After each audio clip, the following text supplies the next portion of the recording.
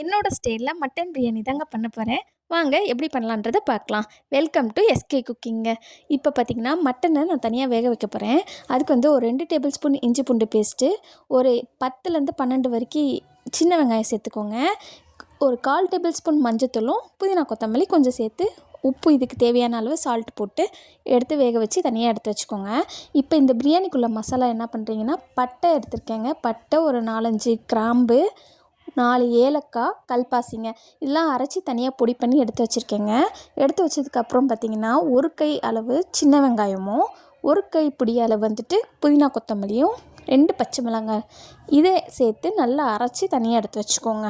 இப்போ சின்ன வெங்காயம் நம்ம எவ்வளோக்கு எவ்வளோ யூஸ் பண்ணுறோமோ அவ்வளோக்கு டேஸ்ட்டு பிரியாணி சூப்பராக இருக்குங்க. அதே போல் காரமும் அவ்வளோ இருக்காதுங்க, சூப்பராக இருக்கும். இப்போ இதை அரைச்சி தனியாக எடுத்து வச்சுக்கோங்க. இப்போ நான் இட்லி பானையில் தாங்க செய்ய போகிறேன். இட்லி பானையில் ஒரு 2 டேபிள் ஸ்பூன் நெய் தாங்க விட்டுருக்கேன். இதுக்கு ஒரு 3 கிராம்பு, ஒரு 2லேருந்து 3 பட்டை துண்டு, கல்பாசி, 2 பிரிஞ்சி இலைங்க இதை போட்டு நல்லா பொரிச்சுக்கோங்க. 4 பச்சை மிளகாய் இதில் ஆட் பண்ணியிருக்கேங்க. நல்லா வதக்குனதுக்கப்புறம் ஒரு 4 வெங்காயம் சின்ன சின்னதாக ஸ்லைஸாக கட் பண்ணி வச்சுருக்கேங்க. அதையும் இதில் போட்டு நல்லா வதக்கிக்கோங்க. பிரியாணிக்கு தேவையான சால்ட் அதில் போட்டுக்கலாம். நம்ம ஆல்ரெடி வந்து மட்டன்லேயும் கொஞ்சம் வேக வைக்கிறதுக்கு சால்ட் போட்டிருக்கோம், அதனால் பார்த்து போட்டுக்கோங்க. இப்போ மூடி வச்சுட்டு இந்த வெங்காயம் வந்து நல்லா கொஞ்சம் கலர் மாறினதுக்கப்புறம் கொஞ்சம் எண்ணெய் விட்டு பிரிஞ்சு வந்திருக்கும். இப்போ இந்த ஸ்டேஜில் தான் நம்ம வந்து இஞ்சி பூண்டு சேர்க்க போகிறோங்க. இதில் ஒரு 4 டேபிள் ஸ்பூன் இஞ்சி பூண்டு பேஸ்ட்டு ஃப்ரெஷ்ஷாக அரைச்சி போடுங்க, அப்போ தான் சூப்பராக இருக்கும் பிரியாணி. இதில் ஒரு 3 பெரிய தக்காளியும் ஆட் பண்ணியிருக்கேங்க. இதை நல்லா வதக்கிக்கோங்க. வதக்கி மூடி போட்டு ஒரு 5 நிமிஷம் அப்படியே விட்டுருங்க. தக்காளி வெங்காயம்லாம் நல்லா வதக்கி ஒரு 5 நிமிஷம் கழித்து எடுத்து பார்த்திங்கன்னா, எண்ணெய் வந்து நல்லா பிரிஞ்சு வந்திருக்கும்.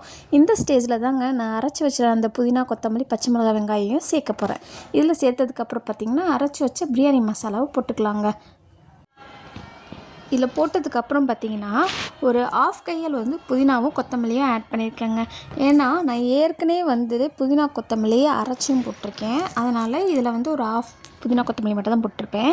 இப்போ ஒரு 3/4 டேபிள் ஸ்பூன் காஷ்மீரி சில்லி பவுடரும், ஒரு 1/2 டேபிள் ஸ்பூன் மல்லித்தூளும், புளிப்பில்லாத தயிர் ஒரு 1/4 கப்பு போல் சேர்த்துருக்கேங்க. இது நல்லா திக்காக வரட்டும். திக்காக அந்த கிரேவி கன்சிஸ்டன்சி வந்திருக்கும். இப்போ நம்ம மட்டன் வேக வச்சுருக்க தண்ணியும் மட்டனும் ஆட் பண்ணிக்கலாங்க. இப்போ நம்ம அரிசி 1 டம்ளர் பிரியாணி அரிசி எடுத்தோம்னா 1.25 டம்ளர் தண்ணி ஊற்றணும். அதே போல் நான் இப்போ தண்ணியும் ஆட் பண்ணிவிட்டு, தண்ணி ஆட் பண்ணதுக்கப்புறம் மூடி வச்சுட்டேங்க. நல்லா கொதி வரட்டும். கொதி வந்ததுக்கப்புறம் எடுத்து பார்த்திங்கன்னா, ஒரு லெமனை பிழிஞ்சு விட்டுருக்கேங்க. அதை இதில் சேர்த்துக்கலாம். சேர்த்த உடனே அரிசி சேர்த்துக்கலாங்க. பாஸ்மதி ரைஸ் தாங்க போட போகிறேன்.